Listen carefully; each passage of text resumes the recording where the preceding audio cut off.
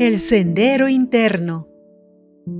La meditación y el sendero del conocimiento. Puesto que yo tengo la responsabilidad de corregirlos y de guiarlos por el camino correcto, los prevengo contra el mal de ojo.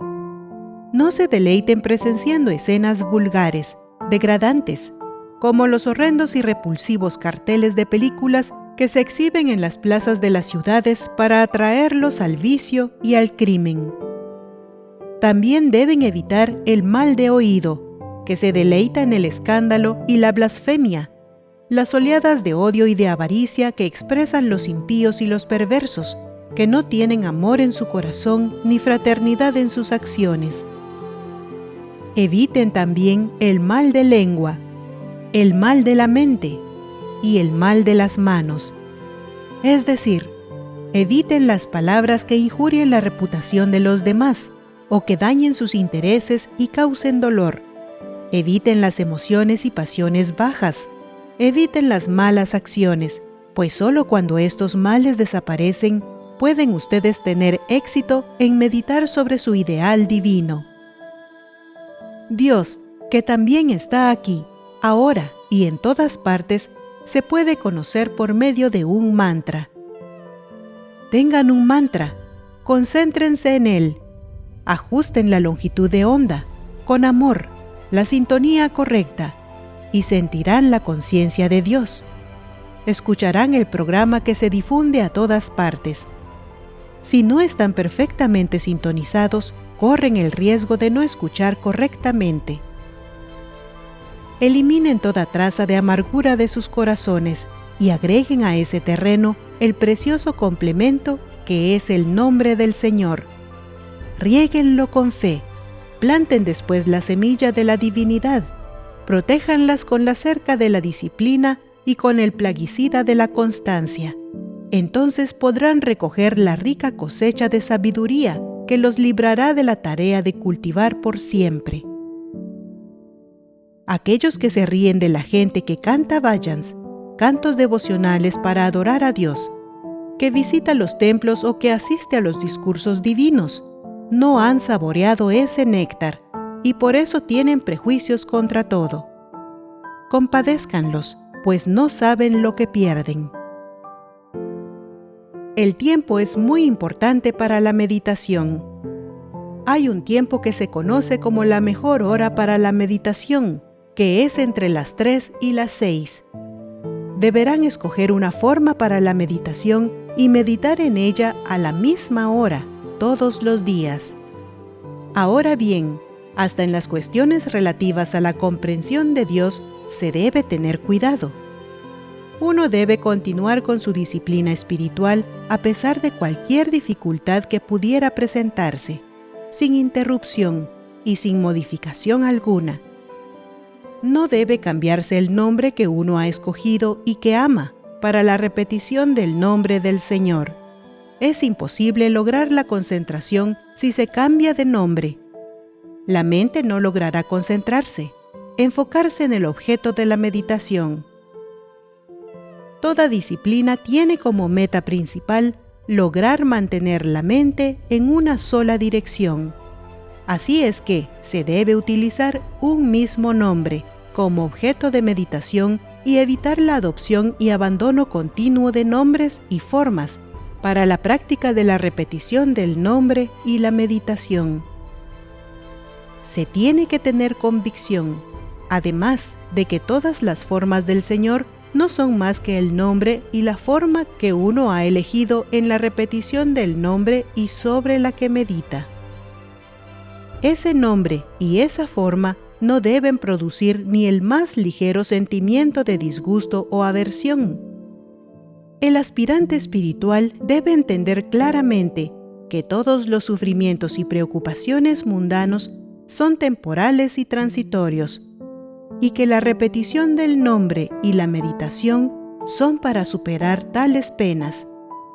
Tiene que entender que el sufrimiento y las preocupaciones son externos, que pertenecen a este mundo, y que la repetición del nombre y la meditación son internas y que pertenecen al reino del amor por el Señor. Esto es lo que se llama devoción pura. La otra variedad, en la que el aspirante espiritual escoge un nombre y una forma, y después de algún tiempo los descarta y los sustituye por otro nombre y otra forma, se llama devoción impura.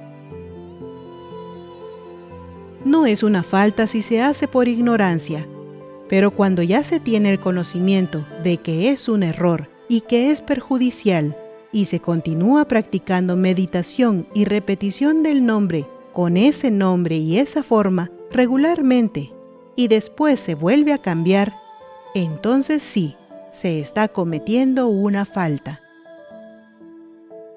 El voto más elevado es perseverancia en un nombre y una forma. No abandonen el camino que su mente ha acogido, ni siquiera por consejo de los mayores. Por supuesto, quien les aconseje abandonar el nombre y la forma que han escogido no puede considerarse como un mayor, sino como un necio.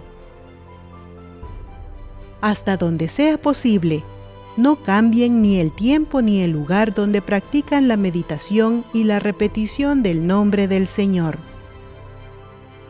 Algunas veces, si tienen la necesidad de viajar, se ven obligados a cambiar el lugar, pero al menos no alteren la hora, aun si están en ese momento en el tren, en el autobús o en algún lugar incómodo, deben, al menos, traer a su mente la meditación y la repetición que han hecho anteriormente a esa hora. De esta manera, acumulando riqueza espiritual, uno puede, con seguridad, convertirse en maestro y alcanzar el Atma universal.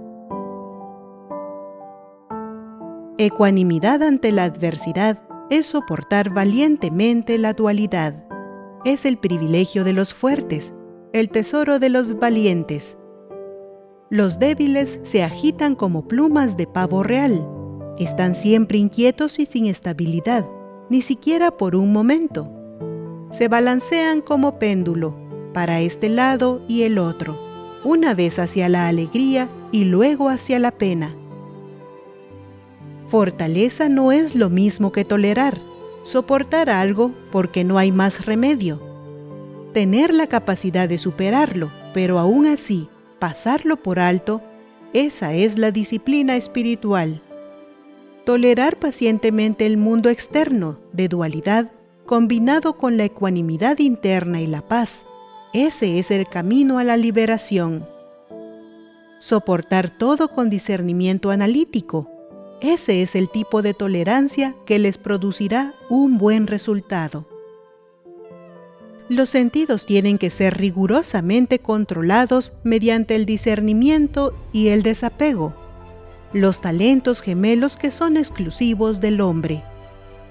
El discernimiento los instruye acerca de cómo escoger sus pasatiempos y sus compañías. Les dice de la relativa importancia de los objetos y de los ideales. El desapego los salva del apego excesivo y les inyecta un sentimiento de alivio tanto en los momentos de júbilo como en los de desesperación. Son las dos alas que hacen que el pájaro se eleve por el aire.